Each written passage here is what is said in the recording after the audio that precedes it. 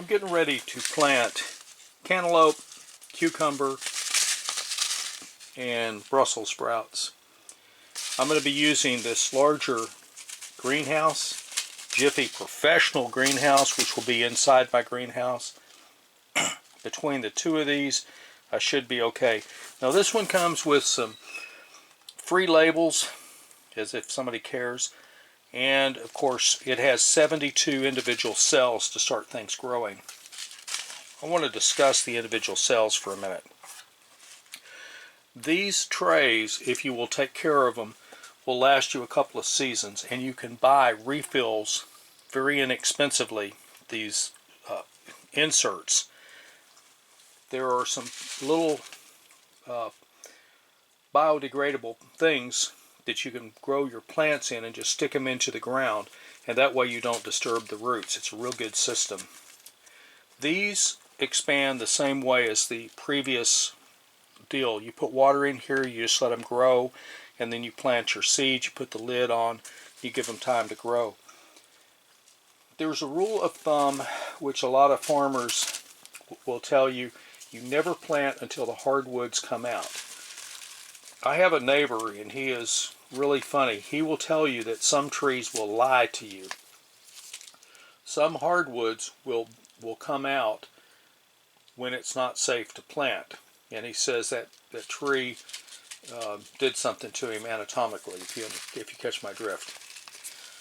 However, since we're starting this in a greenhouse, and we have pretty good control on the climate, I'm going to go ahead and start these now. You should never plant before Easter, but most people do not plant, at least in this region where I'm at, until about May the 1st. So I'm going to have roughly about 45 days, because I've got all of March, all of April, well, to get this stuff up and going, which will give me a chance to kind of play around with what I'm doing. So if I mess up, I can start over again. The one question that I do have is on the issue of my sweet potatoes. I have 4 of them that are planted, and I don't know how long it takes for them to start growing. And I don't think anybody can tell me that. So let's get this up and running, and we'll film the next sequence. At 5 minutes, you can see where the water is. The other side of the tray is dry. When I tell you these things draw lots of water, I wasn't being funny about that. I mean, they really do. They draw it up, and the little wood expands. Now if you look, you'll notice that some of these, let me zoom in on these little jewels. You'll notice that some of these look really kind of funky, and that's because the sawdust or whatever that stuff is beginning to push through the opening where you place the seeds.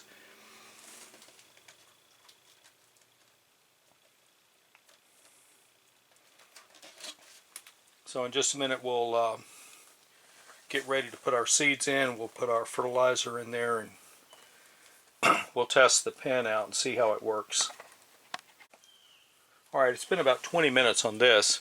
As you can see, these things are considerably larger. They started off as a 1/4 inch. Now they're about 1 inch tall. There's still a little bit of moisture in here. I'm going to leave that in and let it go ahead and get the rest of the cells all swelled up. The weight of this tray has increased significantly. And in just a moment, we're going to plant our seeds. Back with 18 February Adventures in a Greenhouse. I had intended to put 3 rows into 3 different crops. I feel that's a mistake. This represents 9, and we're talking cantaloupes. Cantaloupes require a lot of space. This would be 9 cucumbers, and cucumbers can be planted a little bit close together but require a vertical space, as opposed to these that have to have a horizontal space. And then these are Brussels sprouts, and Brussels sprouts need linear space. So I could do 2 rows of Brussels sprouts, which would give me 2, 4, 6, 8, 10, 12, or I could do 3, which would give me, what I'm going to do is I'm going to do 9 cantaloupe, 9 cucumbers, and I'm going to do the 3, 6, 9, 12, 15. Okay, 18. I'm going to do 18 Brussels sprouts. So I'm going to open the packages and we're going to take care of those. I'm only going to show a couple out of each one and how I identify them. Unpackaging cantaloupes. I'm using the Ferrer Morse Hale's Best Jumbo. Open the package carefully. I want a total of 9 of these, which means I'll use 18 seeds because you're going to put 2 in each one. The recommendation is to put 3 plants per mound, and I just don't have the space for that. So I'm going to do 2 and hope they grow good. If I can open this little baby. Sure is being obstinate. There we go. So I need, for 9, I'll need 18 seeds. 2, you can see that, 2, 4, 6, 8, 10, 12, 14, 16, 18. The rest of these I'll put back into the package and I will freeze until next year. With my cantaloupe seeds here, I use a sharp object to push them into the soil and put a little soil on top of them. I'm not worried about the fact that they may be close together. What I'm interested in is getting at least one of them to come up. You have a germination rate depending on the species of tree, which can vary. The Methuselah tree has a germination rate of almost 100%. I did an experiment, which I have since lost the film on, where I tried to germinate asparagus, and I found that asparagus was germinating at the rate of 100%. So if I planted 10 seeds, I got 10 asparagus. And where that matters is when you're planting seeds, you have to assume that some seeds, for whatever reason, are not going to germinate. Well, in this case, with the asparagus at least, it was 100%. If I planted 10 seeds, I got 10 asparagus plants. I was, at the time, filming a program for younger minds, i.e. children, about how to do statistical analysis and that sort of thing. So I have these things planted. Now granted, some of them are up a little bit, you know, a little covered, a little uncovered. I'm not going to worry about that. The majority of them are done. So I have 9 plants. If I have 9 and each one were to produce, say, 16 cantaloupe, that's a lot of cantaloupe for me as a single person to eat. Where I live, there's a lot of people with gardening or gardens, so I might have a bunch of cantaloupe and I can't get rid of it. I did plant beans one time, and I was able to pawn a bunch of them off on somebody who didn't have a garden, only because they had a bunch of casseroles to make for a family reunion. So that said, when we plant plants, think about the square foot that's required for this plant and the amount of material it's going to be producing. Will I get 16? I don't know. The cutworms have gotten everything in the past, but I think I have a clue how to control those now with some help from a guy up the street. So we're now going to put cucumbers into this, and then we'll put Brussels sprouts into these 18. I need to provide a bit of additional information. I am putting these things down. These, I don't know if that's the natural color of the seeds or if they have an agent on them to prevent fungus. But I have my 2, 4,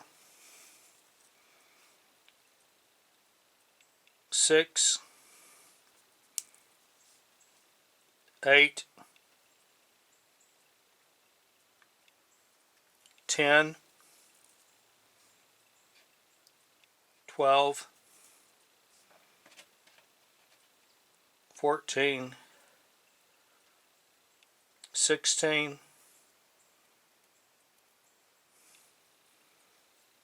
18, 20, 22, 24, 26, 28,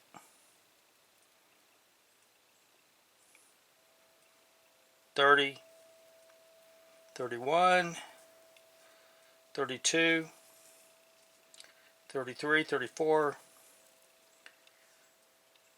35, 36. Now, what I was about to tell you, I'm going to be doing what's called intensive gardening out there, where I'm going to be planting all this stuff. Intensive gardening, and there's a book written on this subject, found that it is possible for a circle 100 feet in diameter to support a family of 4 for 1 year and have some food left over to trade or to sell. In order for something to qualify as intensive gardening, the soil has to be such that you can push your hand down about 3 to 4 inches into the ground without resistance. It has to be that soft. The plants are planted extremely close together, which chokes out weeds, and it causes the plants to have more nourishment.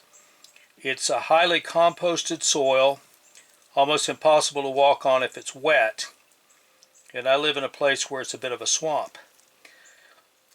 I don't know the title. I just remember it being called intensive gardening, and I would suggest, if you want to have a really productive garden, check on that. There is a medical doctor in old Mexico who left their profession of medicine to go out and teach people in rural areas how to intensive garden, because they thought it was a cure for a lot of the problems that exist. When women get pregnant, most birth defects happen in the first trimester. That can be any number of different things, but a big part of what causes birth defects is bad nutrition. I can't remember some specifics on this, but I remember somebody telling me that their doctor had them on a intense vegetable diet of green leafy greens in order to get the folic acids during their pregnancy. I'm going to raise this stuff, and I'm going with my Brussels sprouts, which are greens. I'm going with my cucumbers, which are green, and I'm going with the cantaloupes, which are not a green fruit. But the thing is, I'm getting a good mixture of stuff to keep myself healthy. Granted, I'm not having a baby, but if you're raising young children or you have an age-bearing wife, you want her to be as healthy as possible. And this is a way to do this with intensive gardening. Again, look it up. I don't remember the name of the book, but it should be available if you'll check.